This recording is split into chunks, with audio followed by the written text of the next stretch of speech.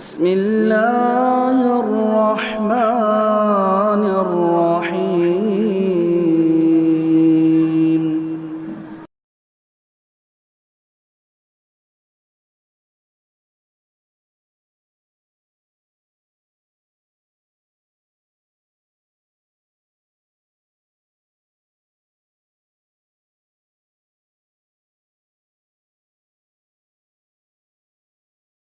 الحمد للہ رب العالمین والصلاة والسلام علی سید المرسلین وعلی آلہ وصحبہ اجمعین ومن تبعہم بإحسان الی یوم الدین. اعوذ باللہ من الشیطان الرجیم. بسم اللہ الرحمن الرحیم. هو الذی ارسل رسولہ بالہدی ودین الحق لیظہرہ علی الدین کلہ ولو کرہ المشرکون.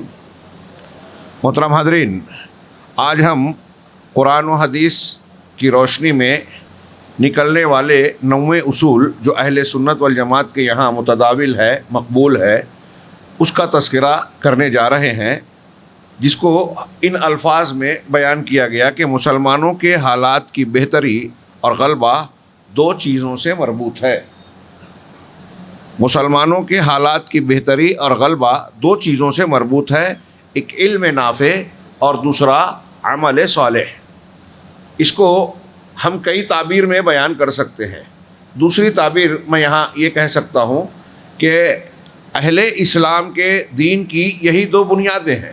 دنیا اور آخرت میں ہر طرح کی کامیابی، اللہ تبارک و تعالیٰ کے جتنے بھی وعدے اہل ایمان سے ہیں وہ انہی 2 چیزوں پر منحصر ہوتے ہیں، ایک علم نافع اور دوسرا عمل صالح. قرآن مجید میں جہاں جہاں بار بار کہا گیا الذین آمنوا وعملوا الصالحات، وہ لوگ جو ایمان لائے اور عمل صالح کیا. ایمان صحیح کو کہیں گے، اور ایمان صحیح علم نافع کی بنیاد پر ہوتا ہے.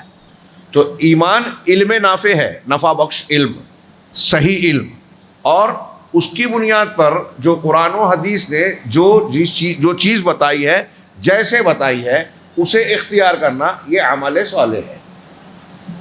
اللہ رب العالمین کے یہاں دین، ایمان، اعمال سب کے سب انہی 2 بنیادوں پر قبول ہوں گے. میں مزید اپنی طرف سے کچھ کہے بغیر کتاب کی عبارت پڑھ رہا ہوں. سب سے پہلے کچھ دلیلیں. اللہ رب العالمین کا ارشاد ہے هو الذی ارسل رسولہ بالہدی ودین الحق لیظہرہ علی الدین کلہ ولو کرہ المشرکون. وہی ہے، یعنی اللہ وہی اللہ ہے جس نے اپنا رسول ہدایت اور دین حق دے کر بھیجا تاکہ اسے ہر دین پر غالب کر دے، خواہ مشرک لوگ برا جانے. ہدایت اور دین حق یہ کیسے معلوم ہوگا؟ ہدایت ہی علم نافع ہے. اللہ کے نبی صلی اللہ علیہ وسلم کی بہت سی دعاؤں میں، جیسے اہدنا الصراط المستقیم ہے، حدیث کی دعا میں ہے. مثال کے طور پہ صحیح مسلم میں ہے کہ آپ اکثر یہ دعا مانگا کرتے تھے، اللہم انی اسألک الہدی والتقی والعفاف والغنی. شیخ عبد الرحمن بن ناصر السعدی رحمہ اللہ، سعودی عرب کے بڑے عالم مفسر قرآن گزرے ہیں ماضی قریب میں، وہ کہتے ہیں کہ یہ 4 چیزیں جس انسان کو مل گئی وہ دنیا اور آخرت میں کامیاب ہو گیا. اب یہ 4 چیزیں کیا ہیں؟ ہدایت، تقوی، عفاف یعنی پاک دامنی، اور غنا یعنی بے نیازی، فقر اور محتاجگی نہ ہو. تو وہ کہتے ہیں کہ جو ہدایت ہے، جو ہدایت الہدی، پہلی چیز وہ ہے علم نافع، صحیح دین کا جاننا، دین کی فقہ اور سمجھ. اور دوسرا التقی یعنی عمل صالح. تقوی وہ ہے کہ آپ شریعت کے احکامات پر پورا عمل کریں. تو ہدی علم نافع ہے اور تقی عمل صالح ہے. یہاں بھی اللہ رب العالمین نے الہدی و دین الحق کہا. اسی طرح آیات جہاد کے ضمن میں اللہ رب العالمین نے سورہ توبہ میں فرمایا وما کان المؤمنون لینفروا کافہ فلولا نفر من کل فرقۃ منہم طائفہ لیتفقہوا فی الدین ولینذروا قومہم اذا رجعوا الیہم لعلہم یحذرون. آیت کا ترجمہ ملاحظہ فرمائیں کہ اور ممکن نہیں ہے کہ مومن سب کے سب نکل جائیں، سارے مسلمان دین کے کام کے لیے نکل جائیں، تعلیم حاصل کرنے کے لیے چلے جائیں. ایسا ہو نہیں سکتا. سب الگ الگ میدانوں میں، الگ الگ شعبوں میں کام کریں گے، تبھی تو سماج اور معاشرے کی ترقی کی گاڑی آگے بڑھے گی. سو اللہ نے آگے فرمایا سو ان کے ہر گروہ میں سے کچھ لوگ کیوں نہ نکلے تاکہ وہ دین میں سمجھ حاصل کریں. ہر جماعت سے ایک طائفہ، قرآن کی آیت میں جو لفظ ہے من کل فرقۃ منہم طائفہ، ہر گروہ سے ایک طائفہ کیوں نہیں نکلتا؟ چھوٹی سی جماعت کو بھی ایک دو لوگ بھی ہوں کسی جماعت سے، اس کو طائفہ کہیں گے. تو ہر جماعت سے ایک طائفہ کو نکلنا چاہیے. ایسا کیوں نہیں ہوتا؟ اللہ نے فرمایا کہ دین کی سمجھ حاصل کریں، وہ نکل کے جائیں مدارس میں، معتبر علماء کرام کے پاس، قرآن و حدیث کا، دین حق کا علم حاصل کریں. ہاں، اور تاکہ وہ اپنی قوم کو ڈرائیں جب ان کی طرف واپس لوٹیں. واپس جب لوٹ کر آئیں علم حاصل کرنے کے بعد، تو ان کا کام یہ ہونا چاہیے کہ اپنی قوم کو ڈرائیں، ہاں، تاکہ وہ بچ جائیں. لعلہم یحذرون، تاکہ وہ عذاب سے، اللہ کے غضب سے، برے انجام سے بچ جائیں. ملاحظہ فرمائیے، قرآن کی آیت کہہ رہی ہے کہ ہر جماعت میں ایسا ہونا چاہیے کہ کچھ لوگ جائیں، دین کا علم حاصل کریں، اور واپس لوٹ کر قوم کی تعلیم و تربیت، اور انہیں جو نبی کا کام ہوتا تھا کہ آخرت کے اور توحید کے علم سے آشنا کریں، ڈرائیں، اللہ کے انجام، اللہ تعالیٰ کی پکڑ سے صحیح دین پر چلنے کی تلقین کریں. یہ ہر قوم میں ہونا چاہیے.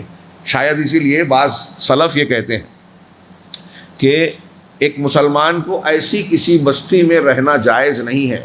آپ کسی دیہات اور بستی، شہر، وہ چاہے امریکہ اور کہیں بھی ہو، ایسی کسی بستی میں رہنا جائز نہیں ہے جہاں کوئی معتبر عالم دین نہ رہتا ہو. جس کی بنیاد پر اگر عالم دین نہیں ہوگا تو اسے صحیح دین کی رہنمائی نہیں ملے گی. صحیح دین کی رہنمائی نہیں ملے گی تو عقیدے میں، روزمرہ کے معاملات میں وہ غلط حرکت اور عمل کر سکتا ہے. اس لیے غور کیجئے کہ علم کا ہونا، جس طرح ہمارے لیے کھانا ضروری ہے شریر کے لیے، علم دین ضروری ہے روح کے لیے. جس طرح ہمارے سماج میں جسم کی صحت کے لیے ڈاکٹر کا ہونا ضروری ہے، اس طرح ہمارے سماج میں روح کی بیماریوں کے علاج کے لیے روحانی طبیب یعنی علماء کرام کی ضرورت ہے. روحانی طبیب سے مراد رقیہ کرنے والے نہیں بول رہا ہوں.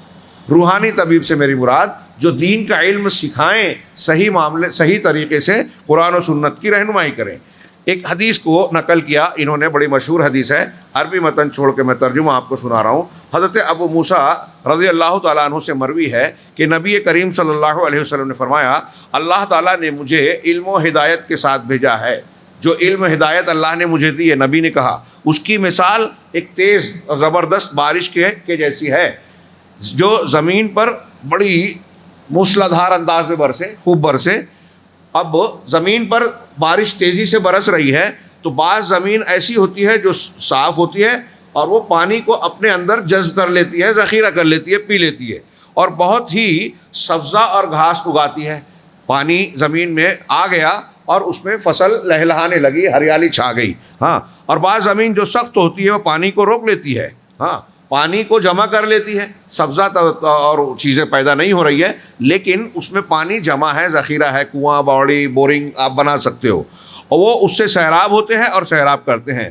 اور کچھ زمین کے بعض خطوں پر پانی پڑتا ہے جو بالکل چٹیل میدان ہوتے ہیں. بارش ہوتی ہے، کچھ ایسی زمین ہوتی ہے جو چکنے پتھر اور چٹان کی طرح، پہاڑی کی طرح ہوتی ہے، اس پر پانی پڑتا ہے مگر نہ پانی کو وہ پتھر چکنا ہونے کی وجہ سے نہ پانی وہاں رکتا جو اور جمتا ہے، اور نہ اس کے اندر جذب ہوتا ہے، اور نہ ہی سبزہ اگاتے ہیں. نہ پانی روکتی ہے یہ زمین، یہ چٹان کے چکنے پتھر، اور نہ ہی اس میں کوئی پودا اور سبزی اگتی ہے.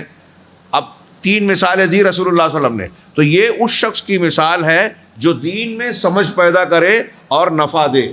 مطلب پانی بارش کا آیا، زمین میں ٹھہرا اور اس سے سرسبزیاں اور شادابیاں لہلہانے لگی، تو یہ وہ شخص ہے کہ اللہ رب العالمین نے جو علم اتارا ہے، علم وحی، اس کو سیکھتا ہے، سمجھتا ہے، جذب کرتا ہے اور لوگوں کو پہنچاتا ہے، بیان کرتا ہے، سمجھاتا ہے، تربیت کرتا ہے.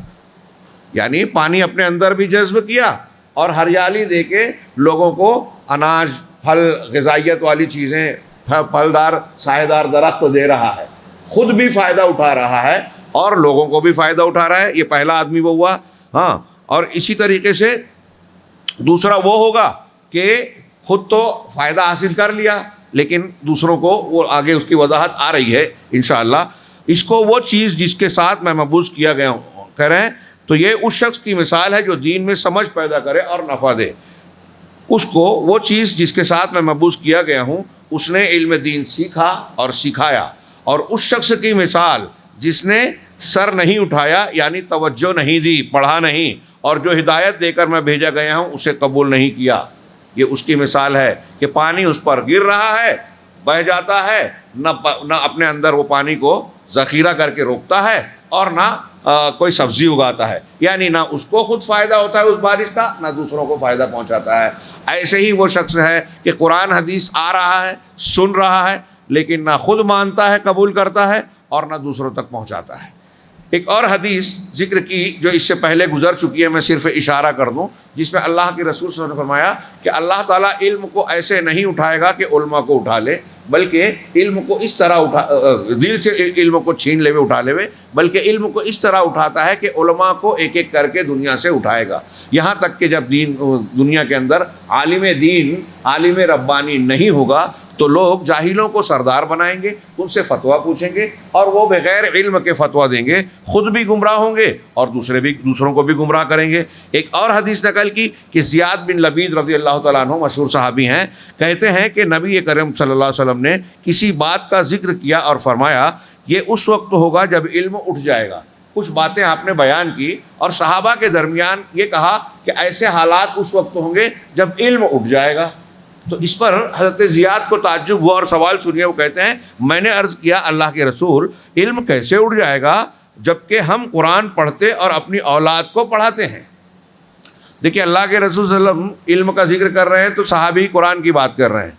اب ہمارے یہاں قرآن حدیث کے علم کا ذکر جب علم ہوتا ہے تو سماج اور معاشرے میں سب سے آخر میں اگر آتا ہو تو آتا ہو، یا کوئی ذہن میں لاتا بھی نہیں ہے۔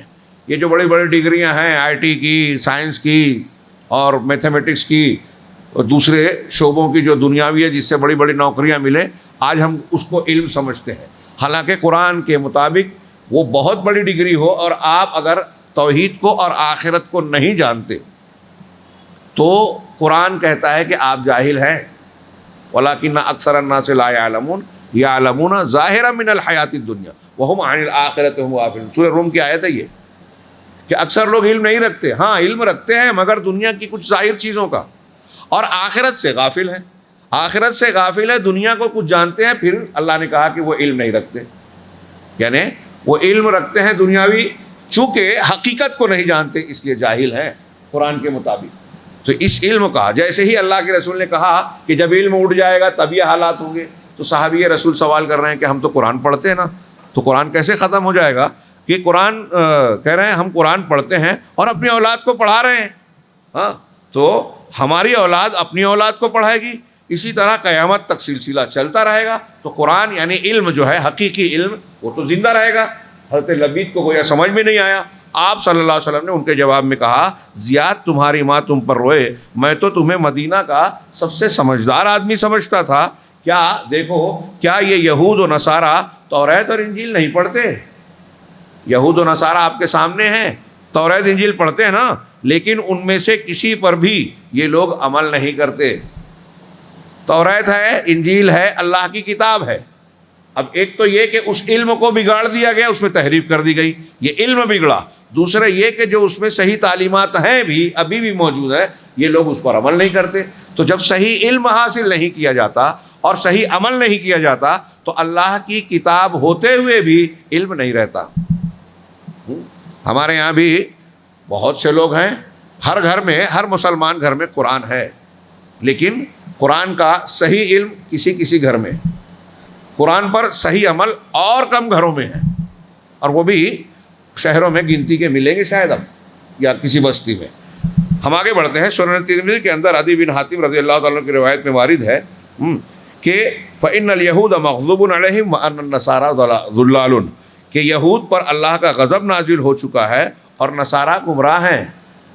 غیر المغضوب علیہم ولا الضالین ہم پڑھتے ہیں سورہ فاتحہ میں، تو مغضوب علیہم یہود کو کہا گیا اور ضالین نصارہ کو کہا گیا۔ ایک اور روایت میں یہ وارد ہوا ہے کہ مسروق سے مروی ہے کہ سیدنا عبداللہ ابن مسعود نے فرمایا تمہارے اوپر جو وقت یعنی آگے سال آئے گا، پچھلے سال یعنی اگلا آنے والا وقت پچھلے سے زیادہ برا ہوگا، میرا مقصد یہ نہیں کہ ایک سال دوسرے سال سے زیادہ سرسبزی اور شادابی کا سال ہوگا، اور نہ یہ مقصد ہے کہ ایک امیر دوسرے امیر سے بہتر ہوگا. یعنی اس کو میں اپنے الفاظ میں کہوں کہ ہر اگلا زمانہ پچھلے زمانے سے زیادہ برا ہوگا، لیکن یہ برائی میں اس حساب سے نہیں بیان کر رہا ہوں. عبداللہ بن مسعود رضی اللہ تعالیٰ عنہ کہہ رہے ہیں کہ سرسبزی شادابی اور فصل کے اعتبار سے یا امیر اچھے اور برا ہونے کے اعتبار سے کمی بیشی ہوگی. اس کا مطلب یہ ہے کہ تمہارے علماء یعنی اچھے لوگ اور فقہا رخصت ہو جائیں گے.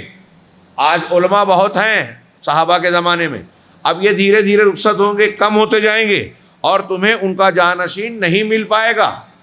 جو پہلے کے بڑے علماء ہیں اعلیٰ درجے کے، وہ چلے جائیں گے تو ان کے معیار کے علماء نہیں ملیں گے، ان سے کم درجے کے، پھر ان سے کم درجے کے، پھر ان سے کم درجے کے. ہاں، اور ایسے لوگ آئیں گے جو معاملات و امور کو اپنی رائے کی کسوٹی پر قیاس کریں گے. یعنی پھر ایسے لوگ آ جائیں گے کہ جو مسائل آ رہے ہیں، معاملات آ رہے ہیں، قرآن حدیث کی بجائے اپنی رائے اور اپنے دماغ سے حل کرنا چاہیں گے. یہ عالم نہیں ہیں اور لوگ ان کو بڑا دانشور اور گیانی سمجھیں گے. شیخ صالح الفوزان نے کہا جہاں تک امت کی بہتری اور اس کی کامیابی کو مذکورہ دو امور سے جوڑا گیا ہے تو یقیناً امت کی کامیابی کے لیے دونوں کا ہونا ضروری ہے. کون دونوں؟ علم نافع اور عمل صالح. کسی ایک کے نہ ہونے پر خیر کی امید نہیں، اور یہ وہ دونوں امور علم نافع اور عمل صالح ہے. انہی دونوں امور کو دے کر رسول اللہ صلی اللہ علیہ وسلم کو مبعوث کیا گیا. اور پھر شیخ صالح نے وہی آیت پڑھی جو پہلے گزری، هو الذی ارسل رسولہ بالہدی ودین الحق کے لیظہرہ علی الدین کلہ. ہدایت اور دین حق کر لے کر آئے ہیں تاکہ دین کو غلبہ حاصل ہو. یہ علم کے ذریعے سے، دلیل کے ذریعے سے شریعت کو دیگر شریعتوں پر غلبہ حاصل ہوتا ہے. یہاں ہدایت سے مراد، غور سے سنیے، یا اس آیت میں ہدایت سے مراد علم نافع ہے اور دین حق سے مراد عمل صالح ہے. خدا اور دین حق، ہمارے یہاں کچھ لوگ اس کو تحریکی آیت کہتے ہیں اور کہتے ہیں کہ دین کو غالب کرنے کے لیے ہمیں حکومت حاصل کرنی ہوگی، اس لیے جب حکومت ملے گی تو اسلام کا نفاذ ہوگا، اقامت دین ہوگا. اللہ تعالیٰ کہہ رہے ہیں لیظہرہ علی الدین کلہ، دین کا اظہار ہو یعنی غلبہ ہو. تو کیا یہ مطلب جو اس صدی میں، اس صدی میں، پیشتر صدی میں ایک دانشور نے بیان کیا جو عالم بھی نہیں تھے، وہ انبیاء کرام علیہم الصلاۃ والسلام سے زیادہ بہتر دعوت کا طریقہ، مفہوم اور اللہ کی مراد سمجھنے والے تھے؟ کسی ایک نبی نے بھی یہ دعویٰ کیا یا یہ اعلان کیا کہ ہم حکومت قائم کرنا چاہتے ہیں؟ ایک نے، کسی نے نہیں کیا. ہاں، ہر ایک نے، قرآن نے، حدیثوں نے یہ بیان کیا کہ آپ اگر دین حق کو اختیار کرتے ہیں، ایمان اور عمل صالح، وہی جو ہمارا اصول چل رہا ہے، علم نافع، عمل صالح، دو بنیادیں، یہ اگر آپ اختیار کریں گے تو اللہ کا وعدہ ہے کہ تم کو زمین میں خلافت دے گا. وعد اللہ الذین آمنوا منکم وعملوا الصالحات لیستخلفنہم فی الارض کما استخلف الذین من قبلہم ولیمکنن لہم دینہم الذی ارتضی لہم. آپ ایسا کرو گے تو اللہ کا یہ وعدہ ہے، آپ اسی کو ٹارگٹ بنا لو کہ اللہ نے جو وعدہ کیا ہے ہم لوگوں میں اعلان کرتے پھرو. جبکہ لوگوں میں انبیاء کا طریقہ یہ تھا کہ کہتے تھے کہ میں تم سے اپنی ہی دعوت و تبلیغ کے کام کے بدلے میں کوئی اجرت، کوئی بدلہ نہیں چاہتا، بدلہ تو مجھے اللہ دے گا، میں تمہارا خیر خواہ ہوں. اب جب آپ لوگوں کے سامنے یہ کہو گے کہ ہم حکومت بنانا چاہتے ہیں تو یہ جملہ بول سکتے ہیں جو انبیاء بولتے تھے کہ ہم آپ سے کوئی بدلہ نہیں چاہتے. دنیا کے بڑے بڑے دنیا دار لوگ روپیہ پیسہ کمانے کے لیے، دنیا بنانے کے لیے آج حکومت میں ٹکٹ چاہ کے جو ہے حصے دار بننا چاہتے ہیں اور روپیہ پیسہ کماتے ہیں. یہ دودھ دینے والی جو ہے گائے ہوتی ہے ان کے لیے. تو حکومت کا حصول قیام یہ اظہار دین کا مطلب نہیں ہے. اس لیے علماء نے لکھا کہ انبیاء کرام علیہ الصلوۃ والسلام جتنے بھی آئے انہوں نے دعوت و تبلیغ کا کام پوری ایمانداری سے، دیانتداری سے، پوری محنت و مشقت سے کیا، کوئی کسر نہیں چھوڑی. اور ان کا یہ محنت کرنا دلائل کے اعتبار سے اللہ کے جو دعوت اور پیغام ہوتا تھا قوم کے سامنے بالکل مضبوط انداز میں پیش کر دیا. قوم کو کوئی بھاگنے کا، انکار کرنے کا بہانہ، ہیلا نہیں رہ گیا. یہی اظہار دین کا معنی ہے. ایک اظہار حکومت کے ذریعے سے ہوتا ہے غلبہ، ایک غلبہ دلائل سے ہوتا ہے. ہر نبی نے دلائل کے میدان میں دین کا غلبہ دلا دیا. یہ یاد رکھیے اچھی طرح، نوجوانوں سے کہہ رہا ہوں، لوگ دھوکہ دیتے ہیں کہ غلبہ چاہیے تو حکومت بنانا ہے. کسی نبی نے اس کا نعرہ بھی نہیں لگایا اور بہت سارے انبیاء نے حکومت قائم نہیں کی. تو کیا وہ اپنی دعوت اور مشن میں ناکامیاب ہو گئے؟ کوئی مسلمان اور ایمان والا، پکا ایمان والا یہ نہیں کہہ سکتا لیکن اگر مسلک منہج بگڑ گیا ہے تو مسلمانوں سے بھی ایسی جرت، جسارت اور گستاخی ہوتی ہے۔ مولانا ابوالعلا مودودی کی بعض تحریروں میں بالکل صاف صاف موجود ہے کہ کئی انبیاء اپنے مشن میں کامیاب نہیں ہوئے، کچھ کامیاب ہوتے ہوتے رہ گئے، اس لیے کہ وہ حکومت قائم نہیں کر پائے۔ ہاں، انا للہ و انا الیہ راجعون۔ حکومت قائم کرنا دین کا مقصود، انبیاء کی دعوت کا مقصود اصلی نہیں ہے۔ دعوت دینا، توحید کو ثابت کرنا، شرک کا رد کرنا، یہ اصل ہے، اور یہ ہر نبی نے کیا، کامیاب کیا۔ مانا ہو کسی نے، نہ مانا ہو، یہ ان کا معاملہ ہے۔ نبی کی تعلیم، تربیت اور دعوت میں کوئی کسر، کوئی کھوٹ نہیں رہا۔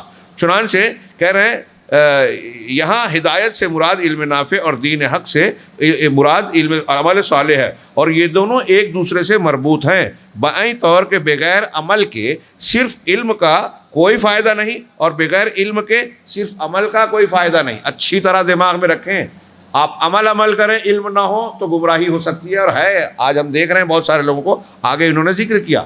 اور کوئی شخص علم حاصل خوب کر لے، ہم خوب کتابیں پڑھ لیں، ڈگریاں لے لیں، لیکن عمل نہ ہو تو بھی بیکار ہے، ہم خائن کہلائیں گے۔ آگے آ رہا ہے، چنانچہ بغیر عمل کے صرف علم نے یہودیوں کو کوئی فائدہ نہیں پہنچایا۔ ہاں، ان کے پاس توریت تھی، اللہ کی کتاب تھی، انہیں اس کا علم بھی تھا، لیکن اس پر عمل نہیں کیا، مخالفت کی۔ اسی لیے اللہ نے ان کی تشبیہ اس گدھے سے دی ہے جو کتابوں کا بوجھ اٹھاتا ہے مگر اس سے کوئی فائدہ نہیں اٹھاتا۔ گدھا ہے، اس کی پیٹھ پر رکھا ہوا ہے کتاب اور بوجھ، کتاب رکھنے سے گدھا گھوڑا نہیں ہو جاتا، انسان نہیں ہو جاتا۔ اللہ نے فرمایا مثل الذین حملوا التوراۃ کمثل الحمار یحمل اسفارا بئس مثل القوم الذین کذبوا بآیات اللہ واللہ لا یہدی القوم الظالمین۔ اس سورہ جمعہ کی مشہور آیت ہے کہ ان لوگوں کی مثال جن پر توریت کا بوجھ رکھا گیا، توریت کا بوجھ جن کو دیا گیا، ہاں، پھر انہوں نے اسے نہیں اٹھایا، گدھے کی مثال ہے، گدھے کے جیسی ان کی مثال ہے جو کئی کتابوں کا بوجھ اٹھائے ہوئے ہے، اس گدھے کی طرح جو کتابوں کا بوجھ اٹھائے ہوئے ہے ان لوگوں کی مثال، لیکن اس سے کوئی فائدہ نہیں ہو رہا ہے۔ ان لوگوں کی مثال بڑی بری ہے جنہوں نے اللہ کی آیات کو جھٹلا دیا، اور اللہ ظالم لوگوں کو ہدایت نہیں دیتا۔ جن کے پاس اللہ کی کتاب ہے لیکن اس سے فائدہ نہیں اٹھاتے، اللہ نے ان کو ایسے گدھے سے تشبیہ دی جس کی پیٹھ پر کتابیں لدی ہوئی ہے۔ کیا ہم بھی قرآن کو ایسے ہی اختیار کرنا چاہتے ہیں؟ ظاہر سی بات ہے کہ نہیں چاہیں گے، اس لیے ایک پہلی چیز ہے کہ اس کو سیکھا جائے۔ انہیں اللہ نے مغضوب علیہم کہا کیونکہ انہوں نے علم و بصیرت کے باوجود اللہ کی نافرمانی کی، اسی لیے ان پر اللہ کا غضب نازل ہوا، ان پر اللہ کا غضب نازل ہوا، انہیں علم سے نوازا گیا مگر انہوں نے عمل نہیں کیا۔ چنانچہ جو بھی اس صفت سے متصف ہوگا اس وعید کا بھی مستحق ہوگا، خواہ وہ یہودی ہو یا محمدی ہو، مسلمان۔ ہاں، اگر ہم قرآن کا علم حاصل کریں اور اس کو اپنی زندگی میں نافذ نہ کریں، توحید سنتے ہیں لیکن شرک کرتے رہیں، سنت سنتے ہیں، اپنے آپ کو اہل سنت کہتے ہیں، اور بدعت کر کے اپنے عمل میں اہل بدعت بن جاتے ہیں، تو پھر ہمارا معاملہ بھی اللہ بچائے یہودیوں کی طرح ہوگی کہ کتاب لدی ہے گدھے کے اوپر لیکن اس سے فائدہ نہیں اٹھاتا۔ اسی طرح اس کے الٹ ایک آدمی بغیر علم کے عمل کا معاملہ بھی ہے، یہ عمل خواہشات، اندھی تقلید اور عادات کے تابع ہوتا ہے۔ علم نہیں ہے لیکن میں عمل کر رہا ہوں، یا لوگ کر رہے ہیں، کیسے کر رہے ہیں؟ باپ دادا کو دیکھ رہے ہیں، ماحول میں دیکھ رہے ہیں، غیر مسلموں سے کچھ چیزیں لے لی ہے، باپ دادا سے تقلید، فلاں بزرگ اور شیخ کی تقلید، علم ہے کہ نہیں، ان کے پاس دلیل ہے کہ نہیں، بس لوگ کر رہے ہیں تو ہم بھی کر رہے ہیں۔ ہاں، چنانچہ اسی کے تابع جس کا کوئی فائدہ نہیں ہوتا، گرچہ عمل کرنے والا خود کو کتنا ہی کیوں نہ تھکا لے، عمل بغیر علم کے گمراہی ہے۔ اللہ تعالیٰ کا ارشاد ہے، جو دعا سکھائی ہے ہر سورہ فاتحہ میں، اہدنا الصراط المستقیم صراط الذین انعمت علیہم غیر المغضوب علیہم ولا الضالین، کہ پروردگار ہمیں صراط مستقیم کی ہدایت دے، صراط مستقیم پر چلا قائم رکھ۔ ہدایت کا اہدنا کا کئی ترجمہ کر رہا ہوں، یہ تینوں چاروں معنی ہے کہ برقرار رکھ۔ صراط کن لوگوں کا راستہ؟ جن پر تو نے انعام کیا، ان کا نہیں جو مغضوب علیہم ہے، جن پر غضب نازل ہوا، اور وہ جو گمراہ ہیں۔ یہ قرآن کی آیت ہے، یہاں شیخ نے تشریح کرتے ہوئے کہا، میں اپنے الفاظ میں ان کی تشریح کو بیان کروں کہ یہ آیت ہم پڑھتے ہیں، دعا کرتے ہیں، اس میں 3 گروہوں کا ذکر ہے، 3 گروہوں کا۔ پہلا، صراط مستقیم پر چلنے والا انعام یافتہ گروہ، اور اللہ نے ہی سورہ نساء میں بتایا ہے اولئک الذین انعم اللہ علیہم من النبیین والصدیقین والشہداء والصالحین، کہ اللہ یہی وہ لوگ ہیں جن پر اللہ نے انعام کیا. انعمت علیہم، تو نے انعام کیا اللہ ان کا راستہ. تو کون ہے انعام یافتہ؟ نبی، انبیاء، صدیقین، شہداء اور صالحین. صدیقین میں اس امت کے سر فہرست ابوبکر صدیق. تو یہ نیک لوگ ہیں، ان کا راستہ، یہ انعام یافتہ لوگ ہیں. تو انعام یافتہ لوگ کون ہیں؟ بہت ہی غور سے یہ دماغ میں رکھنے والی بات ہے. وہ لوگ ہیں جن کے پاس علم نافع اور عمل صالح ہے. علم نافع میں دو تین باتیں آ گئی. وہ علم جو صحیح ہے، وہ علم جس کو انسان عمل کرنے کے لیے اختیار کرتا ہے، دوسروں کو پہنچاتا ہے. ہاں، علم. ادھر ایک بات اور اچھی طرح دماغ میں رکھیے کہ اگر کوئی شخص نہیں جانتا تو ہم اسے جاہل کہتے ہیں، ہے نا. اگر تھوڑا بہت دور دور بیٹھے ہیں پھیلے ہوئے، میں نے بار بار بتایا کہ یہ اللہ کے رسول کی تعلیم کے خلاف ہے. ہاں، اللہ اگر ایک آدمی علم کیا کہتے ہیں، ایک آدمی جو ہے اگر نہیں جانتا تو ہم کہتے ہیں کہ وہ لا علم ہے یا اس کو جاہل کہتے ہیں.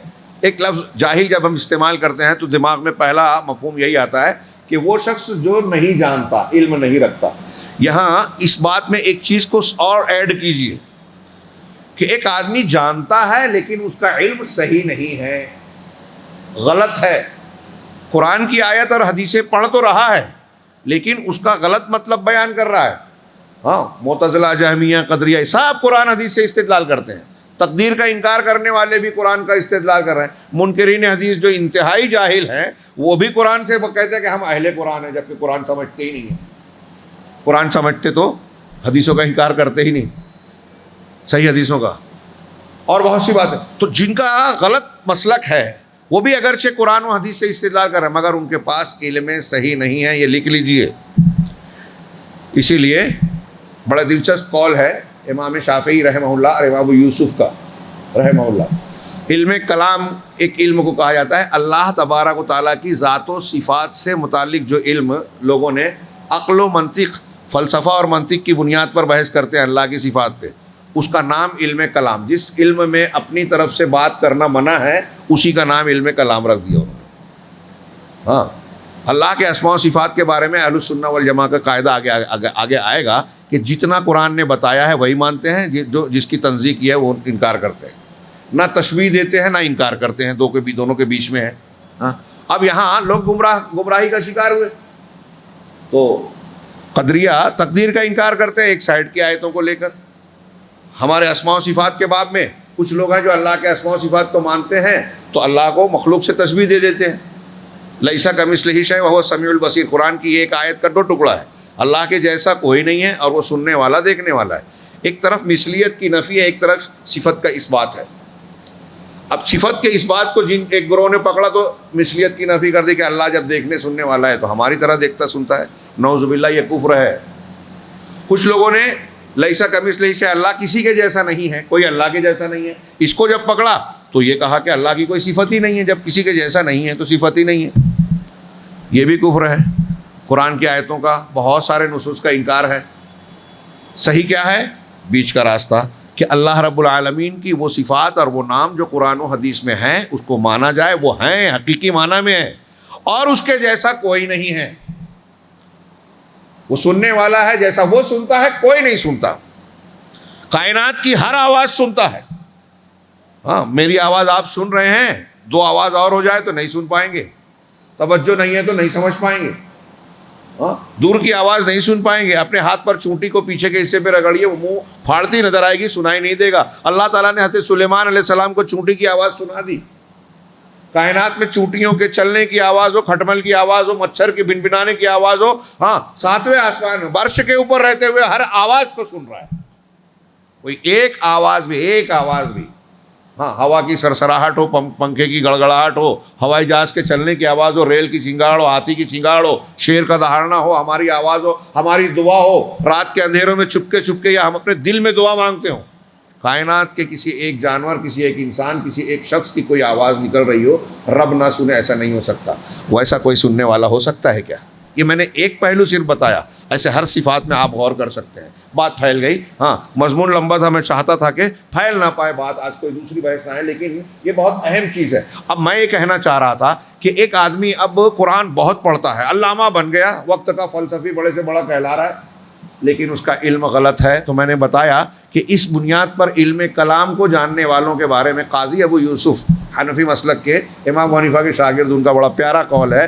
وہ کہتے ہیں کہ کلام کا جاننا, علم کلام کا جاننا جہالت ہے, اور اس کا نہ جاننا علم ہے نا. پیارا قول آپ کی سمجھ میں آیا کہ وہ علم کلام جو فلسفہ اور منطق کی بنیاد پر اللہ کے اسماء و صفات پر بحث کرتا ہے. میں نے ایک اشارہ کیا کہ اسی کی بنیاد پہ گمراہیاں آئی. تو وہ علم کلام اگر کوئی سیکھتا ہے, جانتا ہے, اس کا بڑا قابل آدمی بھی بن گیا, پروفیسر بن گیا اس کا, تو علم کلام کا جاننے والا جاہل ہے. قاضی ابو یوسف نے کہا. کیوں آپ نے ایسا کہا؟ وہ یہ کہنا چاہ رہے ہیں کہ یہ علم ہی غلط ہے, یہ علم ہی غلط ہے. اب یہاں جیسے ایک صاحب تشریف رکھتے ہیں, ہاں میں ان کے بارے میں کوئی ایسی بات کروں جو ہے ہی نہیں. ہاں اب کوئی مثال دھیان نہیں آ رہی ہے, جو آ رہی ہے تو شاید آپ ہنسیں گے, وہ برا مان جائیں گے, کہ میں کہوں کہ یہ خاتون ہے مثال کے طور پہ. اب یہ خاتون ہے نہیں, تو میرا یہ کہنا صحیح ہوا کیا؟ اب میں لوگوں سے کہوں کہ میں جانتا ہوں کہ یہ خاتون ہے, تو بظاہر میرے کہنے سے ایسا آپ کو لگ رہا ہے کہ میں علم رکھتا ہوں, لیکن جب آپ جانتے ہیں کہ یہ خاتون نہیں ہے, مولانا کی بات غلط ہے, تو میرا یہ علم آپ کیا کہیں گے؟ غلط ہے, میری معلومات غلط ہے, یہ جہالت ہی ہے. مطلب میں کہنا سمجھانا یہ چاہ رہا ہوں اس مثال سے اور ان تفصیل سے کہ ایک چیز آدمی نہیں جانتا تو جاہل ہے, اور ایک چیز جانتا ہے لیکن غلط جانتا ہے تو بھی جاہل ہے. اس معیار پہ آپ آج امت مسلمہ پر غور کیجئے. بہت بڑی بات کہنے جا رہا ہوں, کہہ رہا ہوں, سمجھا رہا ہوں کہ امت مسلمہ کی اکثریت کہہ رہا ہوں, جیسے اللہ کے رسول نے کہا نا 73 فرقے ہوں گے, 72 جہنم میں جائیں گے, ایک جنتی کے راستے پر ہوگا. اسی کو سمجھ لیجئے کہ جو 72 جہنم کے راستے پہ چل رہے ہیں, اس کا مطلب غلط راستے پہ جا رہے ہیں. جہنم کا راستہ جنت والے سے ہٹ کے ہے نا, اور جو جہنم کا راستہ ہے وہ غلط ہے نا, تو اکثریت کہاں چل رہی ہے؟ تو جتنے 72 لوگ غلط باتوں کو مان رہے ہیں وہ جہالت کے بنیاد پر مان رہے ہیں. ان کا عمل غلط ہے, ان کا عمل اگر ہے تو بغیر علم کے ہے, اور جو علم ہے وہ علم غلط ہے, اس لیے جہالت ہے. دماغ میں بٹھائیے. سارے فرقوں کو کہہ رہا ہوں کہ جن کا جو عمل غلط ہے, اصول غلط ہے, وہ علم نہیں ہے یا علم کے خلاف ہے, یا ان کا عمل علم کے بغیر ہے.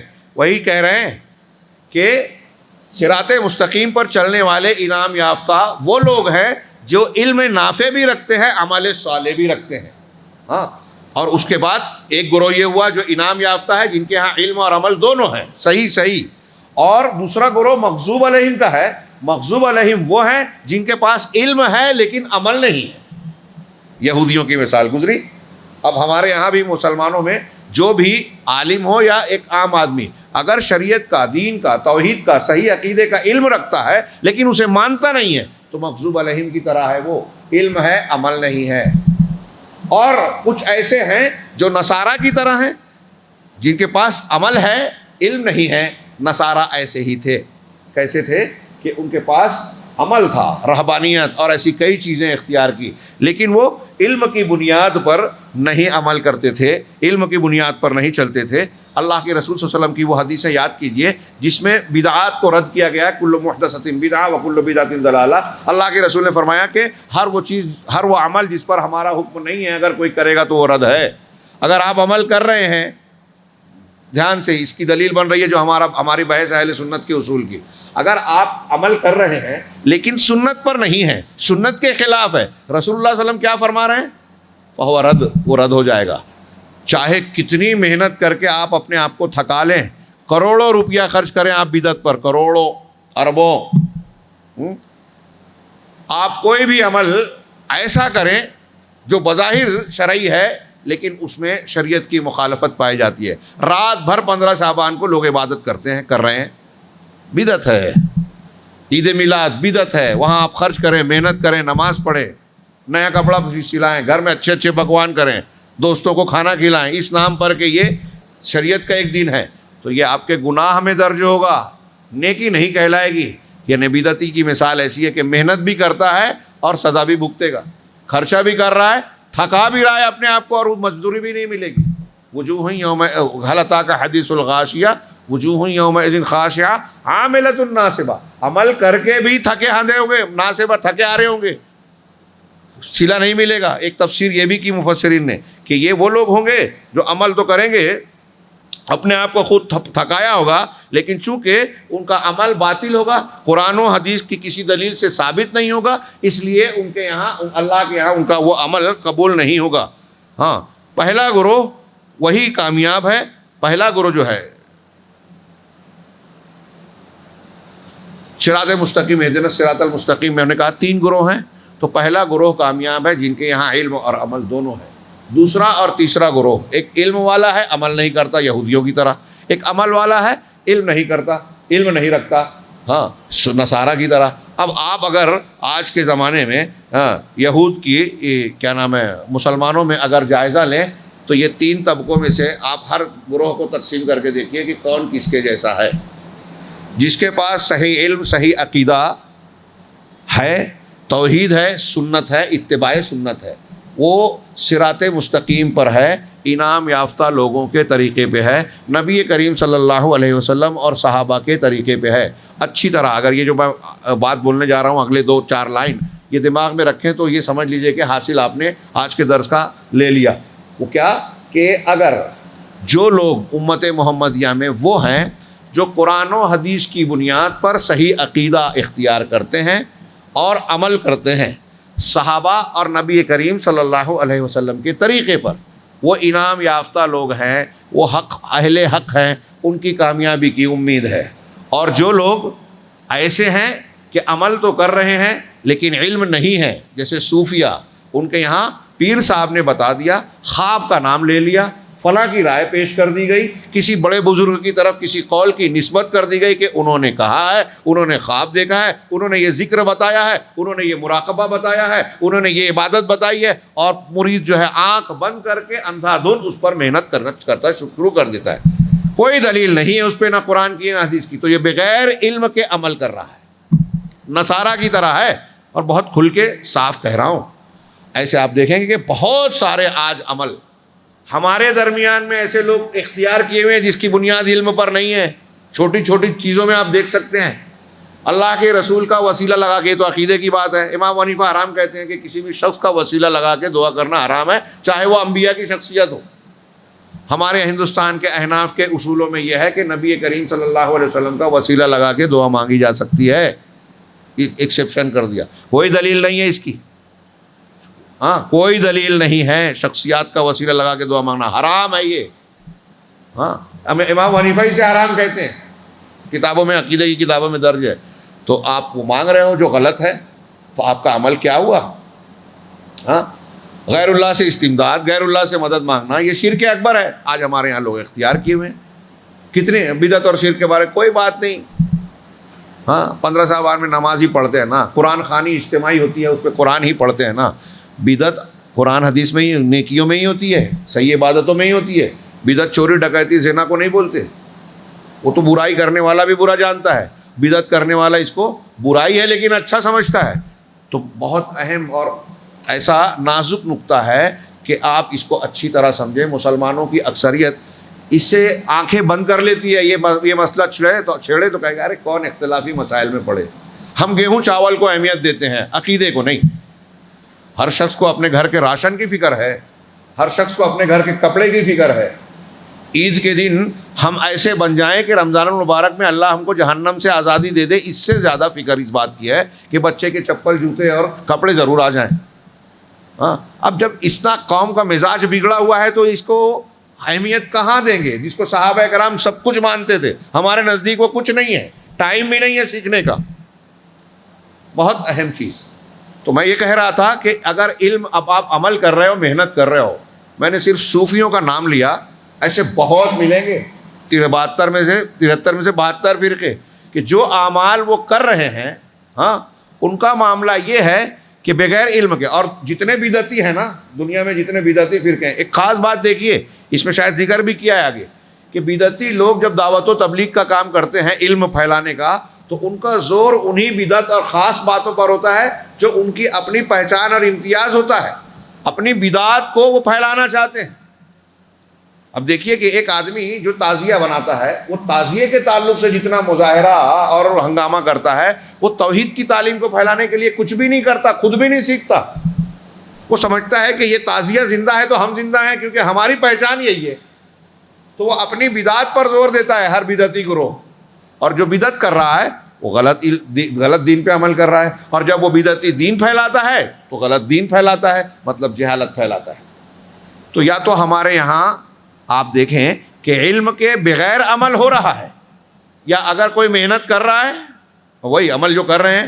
اب یہ تبلیغی جماعت کتنی محنت کرتے ہیں بیچارے, بھائی ہیں ہمارے رہے, مجھے حیرت اور ہوتا ہے, افسوس بھی ہوتا ہے, کتنا پیسہ وقت محنت مشورے کر کے کیا کیا اچھے اچھے کام کرتے ہیں, انتظام کرتے ہیں.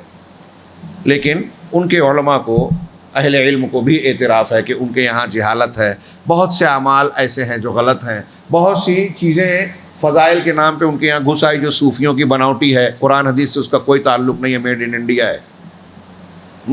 دین کے نام پہ دعائیں ہیں, آپ پڑھیے ہمارے یہاں مسجد میں ان کی مسجدوں میں جائیے اور دیکھیے روزہ افطار کرنے کی دعا میڈ ان انڈیا, اللہ کے رسول نے نہیں بتائی. جو ہمارے یہاں میں نے یہاں سنا نہیں, حیدرآباد میں ہمارے مالیگاؤں شہر میں آپ آئیں گے تو سحری کے وقت جو ہے آپ چلیں گے, ہر مسجد ان لوگوں کی دیوبندی ہو یا بریلوی مسجد سے روزے کی نیت پڑھائی جاتی ہے باقاعدہ. ہاں, اللہم انی اصوم غدا لک, اے اللہ میں کل تیرے لیے روزہ رکھوں گا. تو میں نے کہا یہی میڈ ان انڈیا ہونے کی دلیل ہے. روزہ آج رکھ رہا ہے, بول رہا ہے کل رکھوں گا. وہ ہندوستان میں جیسے اندھیرا جب تک رہتا ہے تو ہم آج سمجھتے ہیں, اجالا ہوا تو کل ہو گیا. تو وہ روزہ جو رکھ رہے ہیں جس دن کا, اس دن کہہ رہے ہیں کل رکھوں گا, جبکہ دن تو بدل چکا ہے مغرب کے ٹائم. ہاں, تو میں تیرے لیے کل روزہ رکھوں گا. یہ روزے کی نیت کہیں نہیں ہے زبانی. حج کے علاوہ, تلبیہ کے علاوہ کسی میں نیت نہیں ہے. نماز کے لیے کھڑے ہوتے ہیں تو زبانی نیت پڑھ رہے ہیں. یہ اس کو آپ چھوٹی چیز سمجھ رہے ہیں, دین کی چیز ہے نا. اللہ کے نبی صلی اللہ علیہ وسلم نے, اور اللہ نے ایک انگلی نماز میں کہاں ہلانی ہے یہ بھی بتایا. اللہ نے فرض کی تو حضرت جبرائیل کو بھیجا, جبرائیل علیہ السلام نے رسول اللہ صلی اللہ علیہ وسلم کو خود نماز پڑھائی 2 دن, پہلے وقت میں اور آخر وقت میں. کہا وقت ان دونوں کے بیچ میں ہے, تو وقت بھی بتایا, طریقہ بھی بتایا. نبی کریم صلی اللہ علیہ وسلم نے صحابہ کرام کو نماز پڑھ کے بتایا. وہ صحابہ کرام آئے تھے, 20 دن آپ کے پاس رہے, اور جب جانے لگے تو ان کو کئی ہدایات دی, اور اس میں یہ بھی کہا کہ نماز ویسے ہی پڑھنا جیسے مجھے دیکھا تھا. ایک ایک ادا, ایک ایک چیز صحابہ اس کا لحاظ کرتے تھے. اب ہم یہاں بتاتے بتاتے آپ بتائیں لوگوں کو, تھک جائیں گے کہ دیکھیے نیت کرنا زبان سے قرآن حدیث میں نہیں ہے, حدیث میں کہیں ثابت نہیں ہے, صحابہ سے ثابت نہیں ہے. مگر جو بندہ عمل کر رہا ہے نا وہ آسانی سے مانے گا نہیں. کتنی بڑی گمراہی کی بات ہے یہ کہ آپ بتائیں کہ نبی سے ثابت نہیں ہے, وہ مانے گا نہیں. کیسے مسلمان ہیں؟ صحابہ کرام سن لیتے تھے نبی کا طریقہ یہ ہے, اللہ کے رسول نے یہ بتایا, اللہ کے رسول سے یہ ثابت نہیں, فوراً قبول کرتے تھے. یہ ہے ایمان, یہ ہے اسلام. لہذا ایک بندہ مومن کو یہ سامنے رکھنا چاہیے کہ ہمارے دین کی بنیاد ان 2 چیزوں پر ہے, ایک عمل صالح, ایک جو ہے علم نافع. علم کے بغیر عمل نہیں کریں گے, اور عمل علم کی بنیاد پر کریں گے. دونوں ساتھ ساتھ ہیں تو آپ کا عمل صحیح ہے, آپ کا ایمان صحیح ہے, آپ اللہ کے یہاں قابل قبول ہیں. دونوں میں سے ایک گیا تو آدمی گڑبڑا جائے گا. اس میں آگے جو میرے پاس صفحات ہیں اس میں شیخ نے ان 3 گروہوں کا, جو بارش ہوتی ہے تو پانی جذب کرتا ہے, علم کو سیکھتا ہے, خود بھی جانتا ہے, دوسروں کو بھی پھیلاتا ہے. ایک وہ ہوتا ہے جو بارش کا پانی تو روک لیتا ہے, اس کے اندر خیر ہی خیر ہے, اعلیٰ انسان ہے. ایک آدمی وہ ہے جو پانی تو روکتا ہے, ایک زمین وہ ہوتی ہے پانی تو روکتی ہے لیکن سبزے نہیں اگتے, لوگوں کو فائدہ پہنچاتا ہے. تو اس میں بھی ایک طریقے سے فائدہ ہے کہ اس کے اندر کنویں اور اس کا پانی کا ذخیرہ ہو رہا ہے. تیسرا شخص وہ ہے جو چکنا پتھر ہے, چٹیل میدان ہے, کہ بارش ہو رہی ہے تو نہ وہاں فصل اگتی ہے نہ اس میں پانی جمع ہوتا ہے. یہ آدمی اس آدمی کی طرح ہے کہ قرآن حدیث سن رہا ہے, جان رہا ہے, لیکن نہ اسے سیکھتا ہے, نہ اس پر عمل کرتا ہے, نہ دوسروں کو بتاتا ہے. کیا ہم میں سے کوئی چاہے گا کہ ہم ایسے بدقسمت لوگوں میں سے رہیں؟ ہرگز نہیں. لہٰذا ہمیں ان تعلیمات کو سمجھنا چاہیے۔ نبی اکرم صلی اللہ علیہ وسلم نے لوگوں کو حصول علم اور تفقہ فی الدین پر ابھارا ہے اور اس میں کوتاہی کرنے سے خبردار کیا ہے۔ جس طرح آپ کھانے پینے کا انتظام کرتے ہو نا گھر میں، اسی طرح آپ زندگی کا انتظام کیجئے، علم سیکھ کر، دین کی بنیادوں کو سیکھ کر۔ چلے گا نہیں اس کے بغیر۔ ہم کوئی مذاق نہیں ہے جو آپ سنتے ہیں نا حدیث کہ علم کا حاصل کرنا ہر مسلمان پہ فرض ہے، کیا مطلب ہے؟ سیکھنا پڑے گا آپ کو توحید۔ آپ عالم دین سرٹیفکیٹ والے نہ بنے، لیکن جو چیزیں آپ پر فرض ہے وہ سیکھنا ہوگا، آپ کریں۔ جو حرام ہے اس کو جاننا ہوگا کہ ہم اس سے بچیں۔ شرک سے نہیں بچے، قیامت کے دن نہیں بچ پائیں گے کہ مجھے معلوم نہیں تھا، نہیں بول سکتے۔ قبر میں 3 سوال کے بعد اگر جواب نہیں دیا تو منکر نکیر عذاب دیتے ہوئے کہیں گے کہ نہ تو نے پڑھا نہ جانا۔ پڑھنا پڑے گا، خاص طور سے عقیدہ۔ ہر انسان سے قبر میں یہ 3 سوال ہونے والے ہیں جو عقیدے سے متعلق ہے۔ تو اللہ کے رسول نے علم پر ابھارا ہے، ہم کو سیکھنا ہے۔ اسی لیے جب تک امت کے اندر پہلی دونوں قسموں کے لوگ پائے جاتے رہیں گے، خیر و فضل موجود رہے گا۔ پہلی 2 قسم کے لوگ یعنی وہ جس کے اندر جس زمین پر بارش ہوتی ہے اندر پانی جذب بھی ہوتا ہے اور فصل بھی اگاتا ہے، یعنی علم کو سیکھتا بھی ہے، عمل بھی کرتا ہے، لوگوں کو فائدہ پہنچاتا ہے۔ یا علم سیکھتا ہے، خود عمل کر رہا ہے، لوگوں کو فائدہ چاہے نہ پہنچائے، اس میں بھی خیر ہے۔ کہا اور جب دونوں کے اندر کمی، ان دونوں کے اندر کمی ہوگی اور تیسری قسم کے لوگ غالب ہو جائیں گے تو اس امت میں شر اور جہالت کا غلبہ ہوگا، اور یہ آخری دور میں ہو کر رہے گا، اور یہ اس وقت ہوگا جب علماء ایک ایک کر کے اٹھا لیے جائیں گے، پھر لوگوں کے پاس صرف تیسری قسم کے لوگ مرجع رہ جائیں گے۔ پھر لوگ کہاں جائیں گے؟ علم و عمل کے میدان میں۔ استفادہ کس سے کریں گے؟ یہی اس امت کی شر کی علامت ہے، برائی اور فتنوں کی علامت ہے۔ چنانچہ علم اور علماء کے بغیر امت کے لیے کوئی بقا نہیں ہے۔ میں نے ابھی ایک فتویٰ نقل کیا تھا کہ علماء نے کہا کہ جس بستی میں عالم ربانی نہیں ہے اس بستی میں رہنا جائز نہیں ہے۔ اسی لیے کہا اس وقت امت جاہلوں کو امام بنائے گی جو خود گمراہ ہوں گے اور امت کو بھی گمراہ کریں گے۔ اور علم یوں ہی خود سے نہیں آ جاتا۔ آپ بیٹھے رہیں گھر پہ، آپ نوکری حاصل کرنے والی ڈگریاں تو بڑی محنت کر کے، لاکھوں خرچہ کر کے، دور دراز کا سفر کر کے حاصل کریں، اور ایسا سمجھ لے کہ دینی علم جو ہے ہم کو بس یوں ہی مل جائے گا۔ نہیں، کہا کہ طلب علم کے لیے اس کی راہ میں نکلا جائے، ضروری ہے کہ اس کے کچھ اصول ہیں۔ اس کے لیے طلب اور محنت کی ضرورت ہے۔ یہ بہت آسان بھی نہیں ہے کہ جب اور جیسا چاہے انسان اسے حاصل کر لے۔ اس کے کچھ اصول اور طریقے ہیں، جیسا کہ حدیث میں وارد ہوا ہے۔ نبی اکرم صلی اللہ علیہ وسلم نے فرمایا کہ جو علم کے راستے میں نکلتا ہے تو اللہ تعالیٰ اس کے لیے جنت کی راہ ہموار کر دیتا ہے۔ اس لیے ضروری ہے کہ طلب علم کے لیے اس کی راہ میں نکلا جائے۔ یہ میں چاہوں گا کہ ایک آخری پیج ضرور آپ لوگ سنیں، حالانکہ کچھ مضمون زیادہ ہے، میں اس کو سمیٹ رہا ہوں۔ آخری بات جو ضرور کہنا چاہوں گا کہ شیخ نے کہا کہ علم کو حاصل کرنے کے لیے نکلا جائے، اور نبی کریم صلی اللہ علیہ وسلم نے جو کہا کہ علماء سے علم حاصل کیا جائے۔ علم صرف کتابوں سے، صرف مطالعہ یا نیم متعالمین جہال سے حاصل نہیں کیا جاتا۔ آج کے دور میں یہ بہت ہو رہا ہے۔ گوگل سے کچھ لوگ اختیار کرتے ہیں، فتویٰ پڑھ کے فتویٰ دینے لگتے ہیں باقاعدہ۔ کچھ لوگ ایسے لوگوں سے رجوع کرتے ہیں جو یہ استدلال کرتے ہیں کہ بلغوا انی ولو آیا، مجھ سے ایک آیت معلوم ہے تو لوگوں تک پہنچاؤ۔ اس بنیاد پر دعوت سینٹر کھول لیا، بردرز بن گئے۔ یہ تو عیسائیوں کی اصطلاح ہے، بردر سسٹرز، تو وہ بن گئے، اور اس کے بعد کہتے ہیں کہ ٹھیک ہے، اللہ کے رسول کہہ رہے ہیں کہ جتنا معلوم ہے اتنا پہنچاؤ، تو اب وہ بھی پہنچانے لگے ہیں جو ان کو معلوم نہیں رہتا۔ دلیل یہ دیتے ہیں کہ ایک آیت بھی معلوم ہو تو پہنچاؤ، اور عمل یہ کر رہے ہیں کہ ایک آیت معلوم ہے اور 3 آیت، 4 آیت، 10 آیت پہنچا رہے ہیں۔ یہ پوچھنے والوں کو بھی دیکھنا چاہیے کہ آج کے ماحول میں متاثر ہو کے بھی ٹی وی چینل پہ ایک آدمی آیا، دین کی 2 باتیں پیش کیا، تو ضروری نہیں ہے کہ وہ مفتی ہو۔ میں یہاں آپ لوگوں سے اتنی باتیں کر رہا ہوں، اللہ گواہ ہے کہ میں اپنے آپ کو افتاء کے مقام کا قطعی نہیں سمجھتا۔ 2 سوال و جواب کی مجلس بھی، واللہ اس میں مسند پر بیٹھتے ہوئے مجھے ڈر محسوس ہوتا ہے۔ آپ لوگ سمجھتے ہیں کہ ہمیں فتویٰ دینا چاہیے، دے سکتے ہیں، مجھے لگتا ہے کہ ہم اس کے اہل نہیں ہیں۔ یہ حقیقی بات ہے۔ اور میں نے کہا کہ بہت چھوٹا ہوں۔ ہمارے سلف میں بڑے بڑے ائمہ کبار کوئی فتویٰ پوچھنے آتا تھا تو کہتے تھے کہ مجھ سے زیادہ وہ جانتے ہیں، ان کے پاس چلے جاؤ۔ پھر وہ تیسرے کے پاس، چوتھے۔ امام شافعی کہتے ہیں کہ ہمارے زمانے میں ایسے ہی تھا، تابعی ہیں۔ کیوں؟ علم چھپانے کی وجہ سے نہیں، اللہ کے ڈر کی وجہ سے وہ ایسا کرتے تھے کہ غلط جواب دے دیا تو اللہ پکڑے گا۔ تو علم کے بھی کچھ تقاضے ہیں، قرآن و حدیث کی بھی کچھ پہلو ہیں.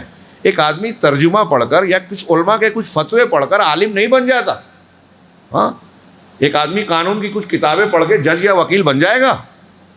یہاں انہوں نے مثال دی ہے کہ ایک آدمی اگر دواؤں کو اپنے ہاں گھر پہ رکھا ہوا ہے، کچھ کتابیں اس نے میڈیکل کی پڑھ لی ہے، تو کیا آپ اپنے گھر کے کسی پیشنٹ کو لے جا کے اس سے آپریشن کروائیں گے؟ یہ کتاب میں دی ہے، لیکن شارٹ کرنے کے لیے میں اپنے الفاظ میں بہت مختصراً بیان کر رہا ہوں کہ طبیب اور جراح وہ اس کا اعلیٰ علم رکھنے والا ہوگا تبھی آپ اس سے آپریشن کروائیں گے چلتے پھرتے آدمی سے. یا کوئی آدمی یہ کہے کہ میں ڈاکٹر کو میں نے 2 سال اسسٹ کیا ہے، ڈاکٹروں کے پاس رہا ہوں، میڈیکل کالج میں سروس کیا ہے، تو آپ اس سے آپریشن کروا لو گے اپنے پیشنٹ کا؟ اگر ایسا آپ کر رہے ہیں تو آپ جان جوخم میں ڈال رہے ہیں. وہ مار سکتا ہے پیشنٹ کو، مریض کو جان سے کھیل سکتا ہے. تو جیسے ایک اناڑی ڈاکٹر سے انسان کی جان جا سکتی ہے، ایسے ایک اناڑی عالم سے انسان کا ایمان تباہ ہو سکتا ہے، اور آج ہو رہا ہے. فائدہ ہونے کی بجائے اس فائدے سے کہیں بڑا نقصان ہو جاتا ہے اگر جاہلوں سے لوگ علم سیکھنے کی طرف جاتے ہیں. ہاں، اور قرب قیامت میں انہی کی کثرت ہوگی. ہاں، اللہ کے رسول نے فرمایا کہ چھوٹے لوگوں سے لوگ علم حاصل کریں گے. چھوٹے لوگوں سے مراد عمر میں بھی چھوٹے، اور بعض سلف نے کیا کہ علم میں جو کم ہوں گے ان سے لوگ علم حاصل کریں گے. جن کا علم کم ہے ان سے علم لوگ پوچھ رہے ہیں، جبکہ فقہائے امت کی قلت ہو جائے گی اور قاریوں سے امت کو کوئی فائدہ نہیں ہے. قاری کون ہے؟ ایسے لوگوں کو عالم نہیں کہتے جو متعلمین ہیں، ان کو صرف قاری کہا جائے گا، عالم نہیں کہا جائے گا، بلکہ الٹا ان سے لوگوں کو نقصان ہے. اسی لیے ضروری ہے کہ علم کو علماء سے حاصل کیا جائے. اب یہاں شرعی مفاہیم کی تبدیلی کر کے ایک عنوان قائم کیا، اور مصنف نے شیخ صالح بن فوزان سے ایک سوال کیا کہ ایک دور ایسا بھی ہم کو دیکھنے میں آ رہا ہے کہ ہم دیکھ رہے ہیں کہ کچھ لوگ علم کے کم ہونے کی وجہ سے یا غلط علم ہونے کی وجہ سے شریعت کی جو تعلیمات ہیں، قرآن حدیث کا جو معنی اور مطلب ہے، اس کو بدل دیتے ہیں. تو کیا یہ چیزیں ہو رہی ہیں یا ایسا ہو سکتا ہے؟ اس پر شیخ صالح نے تبصرہ کرتے ہوئے کہا کہ جی ہاں، دراصل اس طرح کے مفاہیم کا وجود ان لوگوں کی وجہ سے پیدا ہوا ہے جنہوں نے خود پر بہت ہی غور سے سنیے. آج کا ماحول میں یہ بات ہے، ہم جب یہ بات بیان کرتے ہیں تو لوگوں کو برا لگتا ہے، کچھ لوگوں کو، اور کچھ لوگوں کو لگتا ہے کہ یہ فلاں اور فلاں کی مخالفت کرتے ہیں. جی نہیں، یہ شریعت کے دین کے حفاظت کا، دیانتداری کا تقاضا ہے کہ صحیح صحیح بات بیان کی جائے. کہا کہ ان مفاہیم کو جو غلط قرآن حدیث کا غلط مطلب بیان کیا جاتا ہے، اس کا ان لوگوں کی وجہ سے پیدا ہوا ہے جنہوں نے خود پر اعتماد کر کے یا اپنی طرح جاہلوں پر اعتماد کر کے علم حاصل کیا ہے. اہل علم اور اہل بصیرت نیز اہل فقہ کی طرف انہوں نے رجوع نہیں کیا ہے. بلا اصول و ضوابط کے انہوں نے جہاں سے چاہا لے لیا. یہاں رک کے میں ایک جملہ پھر سے دہراؤں جو بہت مرتبہ میں کہتا رہتا ہوں مختلف تقریروں میں، کہ عالمی ایجنڈا یہود و نصارہ کا ایجنڈا بھی یہ ہے کہ اگر مسلمان نسلوں کو اسلام سے دور کرنا ہے، گمراہی کے راستے پہ لے جانا ہے، تو ان کو علماء ربانیین سے دور کیا جائے، قرآن اور حدیث کے علم سے دور کیا جائے، قرآن حدیث کے علم کو حقیر بنا کر پیش کیا جائے، مدارس کو ختم کیا جائے، مدرسوں کو بند کروا دیا جائے، یا کم سے کم یہ کہ مدرسوں میں اٹریکشن نہ رہ جائے. آپ دیکھ رہے ہیں کہ یورپ امریکہ سے لے کے ہندوستان تک، لارڈ میکالے سے لے کر یوگی تک جو ہے مدارس کو گھیرا بندی ہو رہی ہے. یا تو ان کو بند کر دیا جائے یا پھر مدارس میں الہادی تعلیم کو نصاب تعلیم میں داخل کر دیا جائے. ان کی ایک لمبی داستان ہے کہ ان کے جو گورنمنٹ ایڈ ملتی تھی اس کو ختم کیا گیا، ان کے لیے جو اوقاف تھی اس کو حکومتوں نے ضبط کر لیا، ان کے چندے کا جو سسٹم تھا باہر سے آنے کا اس پر روک لگا دی. ہندوستان میں یا اپنے ملک میں جو ہے اس کا معاملہ بگڑ گیا. اب نئے نئے ادارے، دعوت سینٹر اور ایسی چیزیں بنا کر یا کچھ چیزیں بنا کے چندے کو اتنا ڈیوائڈ کر دیا جائے کہ مدارس جو ہے وہ جونجتے رہ جائے، پریشان ہو جائے. اس میں باہر سے ایجنڈے تیار کیے جاتے ہیں. ہمارے یہاں لوگ جانے یا نہ جانے اس طرح کا عمل ہو رہا ہے. تو مدارس اور علماء کو، یہاں کچھ جماعتیں ایسی ہیں دانشوروں کی، بردرز کی کا گروہ، جو علماء کی برائیاں کرتا ہے، لوگوں کو بدظن کرتا ہے. ارے علماء کیا جانتے ہیں؟ یہ باقاعدہ اس پر عرب دنیا میں کتابیں لکھی جا رہی ہیں، تبصرے اور جوابات دیے جا رہے ہیں کہ جو ہمارے ہاں تحریکی لوگ ہیں، اخوانی لوگ ہیں، وہ باقاعدہ یہ کہتے ہیں کہ علماء فقہ الواقع نہیں جانتے، حالات سے واقف نہیں ہوتے، ان کے لوگ جانتے ہیں. تو لندن، امریکہ، جاپان کی خبر اگر آپ کو ہو اور قرآن حدیث نہیں معلوم ہو تو بہت تیر مار لیا آپ نے. اور علماء کرام حالات سے بے خبر ہیں. اگر اللہ کے نبی صلی اللہ علیہ وسلم کو کوئی خبر نہیں معلوم تھی تو یہ بے عزتی کی بات ہے. یا ہمیں کوئی خبر اگر نہیں معلوم ہے تو کیا یہ کمی ہے؟ خبر بتا کے قرآن حدیث کی روشنی میں ہی پوچھیں گے. تو بیس تو قرآن حدیث ہے نا. آپ دنیا کے فقہ واقع جان لیں قرآن حدیث اور صحیح عقیدہ نہیں جانتے تو کیا مطلب ہے؟ لیکن میں یہ عرض کرنا چاہتا ہوں کہ ایسا کر کے آپ دیکھیں گے کہ کچھ حلقوں میں، ایک ہمارے دوست ہیں MBBS ڈاکٹر جماعت اسلامی سے آئے ادھر، وہ خود کہتے ہیں کہ ہم لوگ جب ادھر تھے تو علماء کا بڑا مذاق اڑاتے تھے، آپس میں بات کرتے ہوئے کہتے تھے کہ ان کو کچھ پتہ نہیں رہتا، کسی اور دنیا میں جیتے ہیں، حالات سے واقف نہیں ہوتے، اور ایسا اور ویسا. لیکن بولے یہاں آنے کے بعد جب ہم نے مجلس جوائن کی، اور ہمارے مرکز امام بخاری میں ایک اسپیشل کورس چلتا ہے کن فقیہن، اس میں جب وہ وابستہ ہوئے تو کہا یہاں اس مرکز میں آنے کے بعد جب علماء سے سابقہ پڑھا، ان سے استفادہ کیا، ان سے سوال جواب کیا، تو پتہ چلا کہ عالم اور جاہل میں کیا فرق ہوتا ہے. ہم نے علماء کو دیکھا ہی نہیں تھا، حقیقت میں ان کی مجلسوں سے آشنا ہی نہیں تھے. غور کیجئے، یہ ایک آج کی ایک زندہ حقیقت، اور جس کا میں نام ذکر کر رہا ہوں وہ ایک ڈاکٹر ہے تجربہ کار، اور آج وہ کہہ رہے ہیں بہت تبدیل ہو گئے، بہت ممنون ہے اللہ کے، اور پھر بعد میں علماء کا بھی شکریہ، اور وہ خواہش مند رہتے ہیں کہ علماء کے ساتھ بیٹھنے کا موقع ملے. مجھ سے کہتے ہیں آپ کو کہیں جانا ہو تو آپ بتا دیجئے، میں اپنی گاڑی میں آپ کو لے جاؤں گا، اس درمیان ہم کو بات کرنے کا موقع مل جائے گا. یہ ان کا شوق پیدا ہوا، کہاں تو علماء سے دور تھے.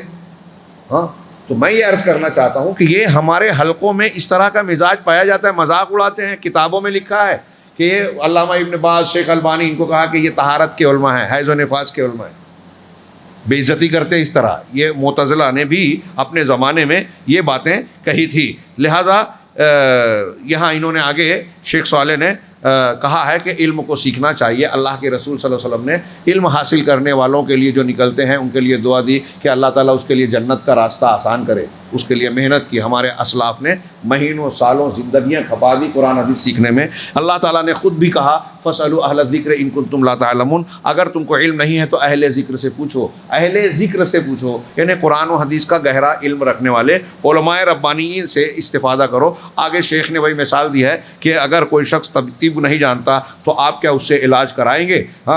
بالکل نہیں. تو کہا نیم ملا، نیم نحوی، نیم حکیم اور نیم فلسفی یہ تباہی کا باعث بنتے ہیں.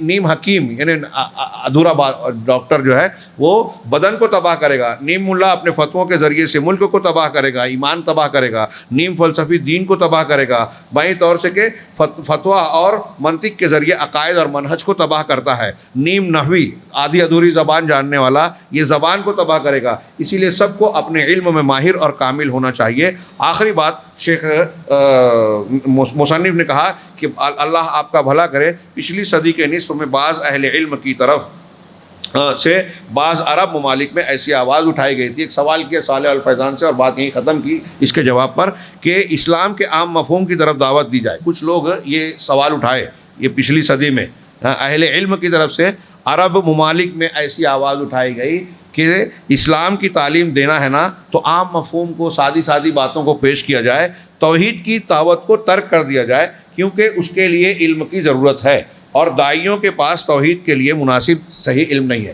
شیخ فوزان کی ایک بات پیچھے چھوٹ گئی. انہوں نے کہا کہ سعودی عرب میں یا عرب کے دیہاتوں میں ایک مرتبہ ایسا ہوا، ملک عبدالعزیز یا کس کے زمانے میں، انہوں نے بتایا کہ دیہاتوں میں لوگوں نے کہا کہ ہم کو علماء کی ضرورت نہیں ہے، تو ہم کو بھیجا گیا، فتنے آئے. تو ہم جب وہاں جا کے بات کرتے تو کہتے تھے کہ توحید، کتاب التوحید ہمارے پاس موجود ہے، ہم توحید اس سے پڑھ لیں گے، ضرورت نہیں ہے علماء کی، ہمیں تو ان علوم کی ضرورت. تو ان لوگوں نے سمجھایا کہ صرف عالم سے آپ کتاب نہیں سمجھ سکتے. بتایا اس میں پیچھے گزر چکی، مجھ سے چھوٹ گیا وہ، میں اختصار کرنے کے چکر میں. بہت اہم بات ہے کہ گاؤں گاؤں جا کے پھر ہم نے یہ پڑھایا کہ صرف کتاب آپ کو مل جائے، کتاب التوحید کا ہونا کافی نہیں ہے، کتاب کا ہونا کافی نہیں ہے. آج ہم یہ کہیں کہ صرف گوگل پہ آپ کو دیکھ لینا کافی نہیں ہے. علماء سے علم سیکھیے جو ماہر فن ہیں. کبھی کبھی انسان پڑھ کر بھی غلط مفہوم نکال لیتا ہے، قرآن کی آیتوں کا مطلب غلط سمجھ لیتا ہے، تو علماء سے سیکھیے. اب یہاں ایک چیز اور انہوں نے بیان کی جو بہت اہمیت کی حامل ہے کہ انہوں نے کہا کہ اللہ کے رسول کے عرب ممالک میں کہ توحید کی دعوت اور یہ دیتے ہیں نا تو اس سے اختلاف پیدا ہوتا ہے، کچھ لوگوں کو برا لگتا ہے. تو اسلام کی سادی سادی چیزیں بیان کی جائے، جیسے ہمارے یہاں کچھ لوگ کہتے ہیں میٹھی میٹھی سنتیں بیان کی جائے، سونے کے آداب، کھانے کے آداب، چلنے پھرنے کے آداب، فلاں کے آداب، مسئلے مسائل میں مت پڑھو. تو یہ ایک تحریک چلی تھی. تو اس کا جواب دیتے ہوئے شیخ صالح الفوزان کا جواب سن کے آج کا درس ہم اختتام پذیر کریں گے کہ انہوں نے کہا کہ جیسا کہ میں نے ذکر کیا کہ اس سے کوئی فائدہ نہیں ہوگا. کیا اسلام صرف نام کے لیے آیا ہے؟ نام کے لیے آیا ہے؟ کیا آپ نام کے طور پہ کہہ دیں اسلام کی کچھ اچھی تعلیم ہے؟ تو سارے مذہب بولتے ہیں کہ ہمارے یہاں بھی کچھ اچھائی ہیں، آپ کے یہاں بھی کچھ اچھائی ہیں. ہاں، ویسے تو ہر کوئی جانتا ہے کہ اسلام اچھا مذہب ہے، مگر اس کی حقیقت کیا ہے؟ اگر آپ توحید کو پیش نہیں کر رہے ہیں تو دوسروں کا رد ہی نہیں ہوگا. سارے دھرم سچے اچھے، یہ والی بات آپ بھی کہہ رہے ہیں. ہاں، یہ دین اسلام کسے کہتے ہیں؟ یہ چیز ہمیں درج ذیل حدیث میں ملے گی. حضرت اللہ کے رسول صلی اللہ علیہ وسلم جب خیبر کا محاصرہ تھا، ہاں، تو اللہ کے رسول صلی اللہ علیہ وسلم نے کہا کہ کل مہینہ بھر ہو گیا، کل میں ایک ایسے آدمی کو جھنڈا دوں گا جو اللہ اور اس کے رسول سے محبت کرتا ہے اور اللہ اور اس کے رسول اس سے محبت کرتے ہیں. حضرت کہتے ہیں کہ اس کے بعد دوسرے دن صبح سارے صحابہ آگے آ گئے. ہاں، ہمارا جمعہ کا خطبہ مسابقہ الی الخیر کا ہوا تھا. یہ روایت دیکھیے کہ آ گئے کہ شاید ہمیں جھنڈا مل جائے. آپ نے پوچھا علی کہاں ہے؟ کہا ان کی آنکھ میں شکایت ہے. بلایا اور اپنا لعاب ان کے آنکھ میں لگایا، آپ ٹھیک ہو گئے.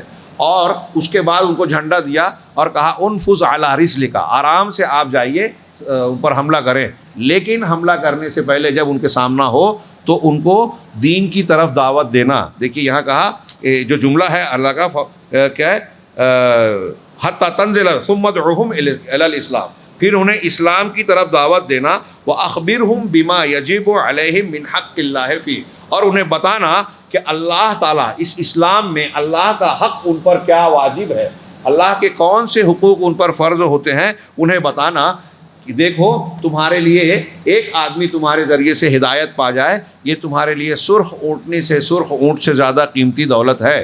اس حدیث کو نقل کر کے فضل فوزان کہتے ہیں کہ آپ نے یہ نہیں کہا انہیں کہ صرف اسلام کی طرف بلانا. پوائنٹ یہ جو بولتے ہیں کہ توحید مت بولو، اللہ کے رسول کہہ رہے ہیں حضرت علی سے، تو کہا کہ صرف یہ نہیں کہا کہ ان کو اسلام کی میٹھی میٹھی باتیں بتا کے بلا لینا، بلکہ کیا کہا؟ بلکہ یہ کہا کہ انہیں بتاؤ کہ اللہ کے ان پر کیا حقوق واجب ہیں. اب اللہ کا پہلا حق تو توحید ہے، تو بتانا کہ جو اللہ جس اللہ نے تم کو پیدا کیا، یہ سب نعمتیں دی، اس کا کیا حق بنتا ہے تمہارے اوپر، یہ سمجھانا. اور یہ سمجھانے میں جب یہ ایک سامنے والے آدمی کو سمجھے گا جس نے پیدا کیا اس کا یہ حق ہے، مطلب عقل کو بھی اپیل کرے گا، تو دلیل کے ساتھ عقل کو بھی اپیل کرنے والی بات کہی جائے گی. یعنی انہیں اسلام کی تشریح کرو اور اس کی حقیقت بتلاؤ. صرف نام سے کام نہیں چلے گا، جس طرح اہل بدعت کرتے ہیں کہ وہ صرف اسلام کی وہ شکل بیان کرتے ہیں جس پر وہ عمل پیرا ہوتے ہیں. میں نے ابھی بتایا تھا کہ بدعت کا جو عمل وہ کرتے ہیں اسی کی طرف لوگوں کو بلاتے ہیں. چنانچہ قبر پرست اور صوفی اسلام کی تشریح اسی طریقے اور منہج کے اعتبار سے کرتے ہیں جس پر وہ خود عمل پیرا ہوتے ہیں، اور کہتے ہیں کہ یہی اسلام ہے، جبکہ نبی اکرم صلی اللہ علیہ وسلم جس دین اسلام کو لے کر آئے ہیں اسے پڑھنے اور سمجھنے کی ضرورت ہے، اور کتاب و سنت کی روشنی میں اسے حاصل کرنے اور اسی کی تبلیغ کرنے کی ضرورت ہے، اپنا خود کا اختیار کیا ہوا چوائس نہیں. ہاں، صرف نام کی طرف دعوت دینے سے کوئی فائدہ نہیں ہوگا بلکہ نقصان بھی ہو سکتا ہے، کیونکہ ہر کوئی اسلام کی تشریح اسی طریقے اور منہج پر کرے گا جس پر وہ قائم ہے، خواہ وہ حق ہو یا باطل. اور اگر آپ حق کی دعوت دینا چاہتے ہیں تو پھر انبیاء کی طرح آپ کو کھول کر سب سے پہلے، سب سے اول، سب سے مقدم توحید کو بیان کرنا ہوگا، شرک کو رد کرنا ہوگا. اللہ رب العالمین ہمیں دین کی صحیح سمجھ عطا فرمائے اور اس پر عمل کرنے کی توفیق، یعنی علم نافع بھی دے اور عمل صالح بھی عطا فرمائے کہ اسی کی بنیاد پر دنیا اور آخرت کی ساری کامیابیاں منحصر ہیں. رب العالمین ہمیں محروم نہ فرمائے. وآخر دعوانا ان الحمد للہ رب العالمین وصلی اللہ علی نبینا محمد.